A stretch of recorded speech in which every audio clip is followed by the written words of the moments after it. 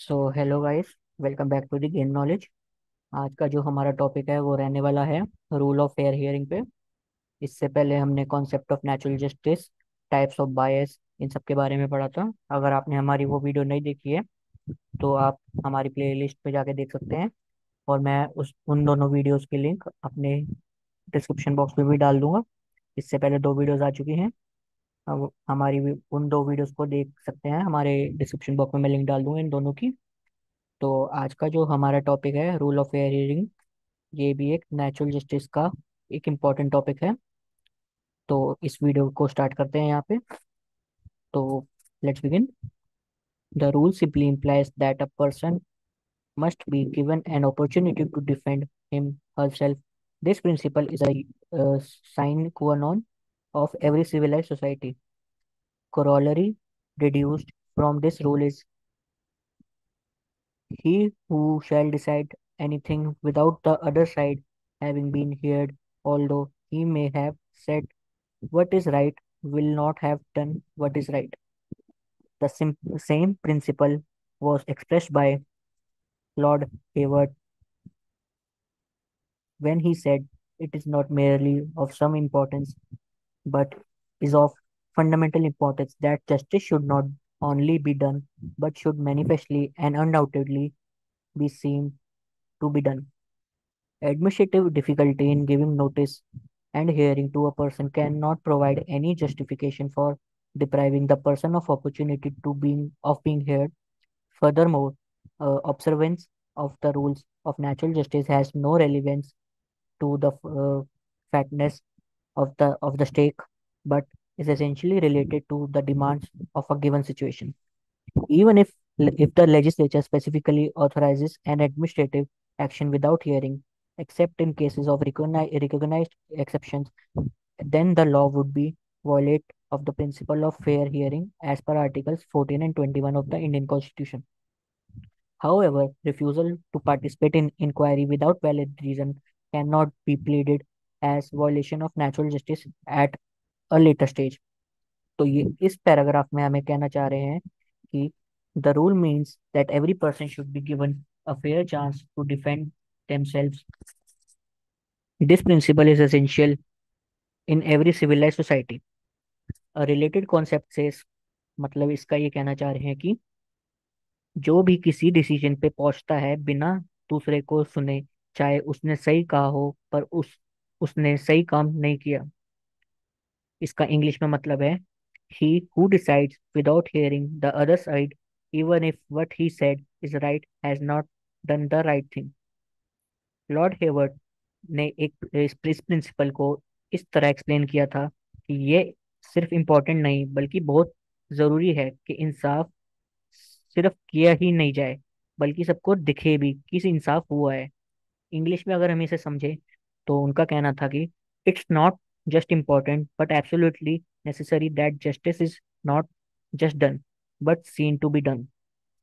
अगर किसी को सुनने या नोटिस देने में एडमिनिस्ट्रेटिव प्रॉब्लम्स हो, तब भी ये कभी रीजन नहीं बन सकता कि किसी को अपना साइड रखने का मौका ना दिया जाए। इस रूल का फॉलो करना इतना बड़ा या छोटा केस है, इस पे डिपेंड नहीं करता बल्कि हर सिचुएशन में जरूरी होता है।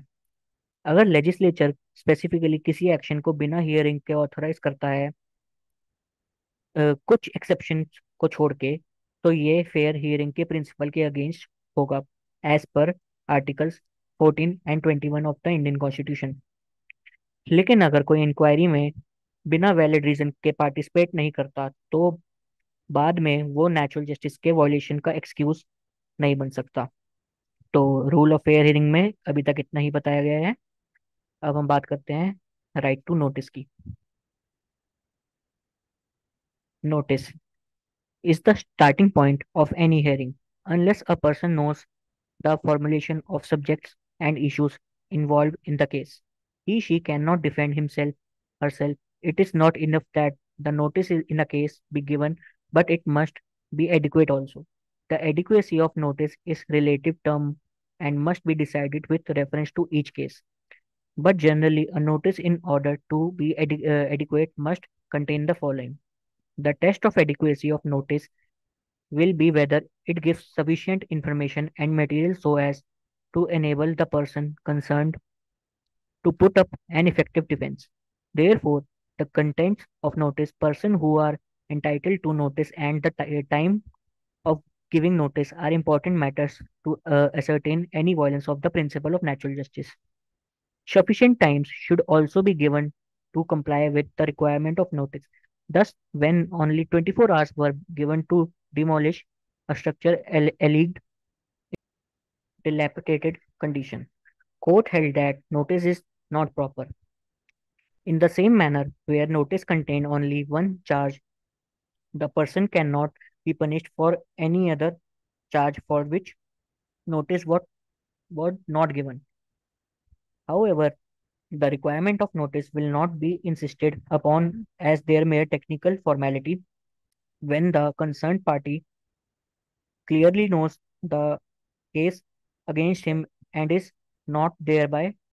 नोटिस किसी भी हियरिंग का स्टार्टिंग पॉइंट होता है। जब तक किसी पर्सन को केस के सब्जेक्ट्स और इश्यूज के बारे में नहीं पता होगा, वो अपना डिफेंस नहीं कर पाएगा। सिर्फ नोटिस देना काफी नहीं होता, वो एडिक्वेट पूरी तरीके से समझाने लायक भी होना चाहिए। नोटिस की एडिक्वेसी एक रिलेटिव टर्म है और हर केस के हिसाब से डिसाइड होती है, लेकिन जनरली एक नोटिस तभी एडिक्वेट मानी जाएगी जब उसमें ये चीजें हो। पहली, सफिशिएंट इंफॉर्मेशन और मटेरियल। नोटिस में इतना इन्फॉर्मेशन होना चाहिए कि जिस पर्सन को नोटिस मिला है वो अपने डिफेंस के लिए तैयार हो सके। Second, contents of notice. Notice का कंटेंट यानी उसमें क्या लिखा है बहुत जरूरी होता है। थर्ड, किसी पर्सन को नोटिस दिया जाए, कौन से लोग नोटिस पाने के हकदार हैं, ये देखना भी इम्पोर्टेंट है। फोर्थ, नोटिस देने का टाइम। नोटिस देने का टाइम भी इम्पोर्टेंट होता है। सफिशिएंट टाइम मिलना चाहिए ताकि पर्सन नोटिस का रिप्लाई कर सके। एग्जाम्पल के लिए अगर किसी को सिर्फ 24 आवर्स दिए गए हैं और एक बिल्डिंग को गिराने के लिए जो खराब कंडीशन में है, तो कोर्ट ने कहा कि ये नोटिस सही नहीं। एक और एग्जाम्पल, अगर नोटिस में एक चार्ज यानी इल्जाम लिखा गया है तो उस इंसान को दूसरे चार्जेस पर पनिश नहीं किया जा सकता क्योंकि उसे उस बारे में नोटिस नहीं दी गई थी। लेकिन कभी कभी नोटिस की रिक्वायरमेंट को टेक्निकल फॉर्मेलिटी के रूप में नहीं देखा जाता। जैसे अगर कंसर्न्ड पार्टी को ऑलरेडी पता है कि केस उसके अगेंस्ट क्या है और वो अपना डिफेंस करने में किसी तरह प्रेजुडिस नुकसान पहुंचने वाला नहीं है। तो इस राइट टू नोटिस में बस इतना ही। आई होप आपको समझ आ गया होगा। तो moving forward, right to present case and evidence. तो इसमें हम आते हैं। The adjudicatory authority should afford reasonable opportunity to the party to present his her case. This can be done through writing or orally at the discretion of the authority unless the statute under which the authority is functioning directs otherwise. The requirements of natural justice are met only if opportunity to represent is given in view of the proposed action. The demands of natural justice are not met even if the every person proceeded against has been furnished information on which the action is based. If it is furnished in a casual way or for for some other purposes, this does not mean that the opportunity need be a double opportunity. That that is one opportunity on the factual allegations and another on the purpose penalty, but both may be rolled into one. The court are unanimous on the point that oral hearing is not an integral part of fair hearing unless the circumstances are so exceptional that without oral hearing, a person cannot put up an effective defense. Therefore, where complex legal and technical questions are involved or where stakes are very high, oral hearing shall become a part of fair hearing. Thus, in the absence of statutory requirement for oral hearing, will decide the matter taking into consideration the facts and circumstances of every case. तो इसमें हमें ये reading बता रही है कि adjudicatory authority को party को अपना केस पेश करने का रीजनेबल मौका देना चाहिए। ये मौका राइटिंग लिखित रूप में या ओरली मुंह जुबानी दिया जा सकता है अथॉरिटी के डिस्क्रिशन पर, जब तक वो स्टैचू या कानून जिस अंडर अथॉरिटी काम कर रही है कुछ और नहीं बोलता। तो नेचुरल जस्टिस तभी पूरी तरह होती है जब प्रपोज्ड एक्शन के कंटेक्स्ट में रिप्रेजेंटेशन का मौका दिया जाता है। अगर पर्सन को बस कैजुअली या किसी और काम के लिए इंफॉर्मेशन दी गई है तो नेचुरल जस्टिस की डिमांड पूरी नहीं होती, चाहे इंफॉर्मेशन सही हो। ये जरूरी नहीं है कि पार्टी को डबल अपॉर्चुनिटी दी जाए, जैसे एक फैक्चुअल एलिगेशन पर और दूसरा प्रपोज्ड पेनल्टी पर। दोनों चीजें एक ही प्रोसेस में हो सकती हैं। कोर्ट का मानना है कि ओरल हियरिंग फेयर हियरिंग का हमेशा एक जरूरी हिस्सा नहीं होती। जब तक सरकमस्टांस ऐसे हो कि बिना ओरल हियरिंग के पर्सन अपना डिफेंस इफेक्टिवली पेश नहीं कर सकता। एग्जाम्पल के लिए, अगर केस में बहुत कम्प्लेक्स लीगल या टेक्निकल क्वेश्चंस हैं या स्टेक्स बहुत हाई हैं, तब ओरल हियरिंग फेयर हियरिंग का पार्ट बन सक जाती है। अगर स्टैचू में ओरल हियरिंग की कोई स्पेसिफिक रिक्वायरमेंट नहीं है तो कोर्ट्स हर केस के फैक्ट्स और सर्कमस्टांसिस को देखकर फैसला करते हैं। तो इस पैराग्राफ में इतना ही बताया गया है। अब हम बात करते हैं right to rebut adverse evidence की। The right to rebut adverse evidence purposes that the person has been informed about the evidence against him. This does not, however, necessitate the supply of adverse material in original in all cases. It is sufficient if the summary of the contents of the adverse material is made available provided it is not misleading. The opportunity to rebut evidence necessarily involves the consideration of two factors, cross-examination and legal representation.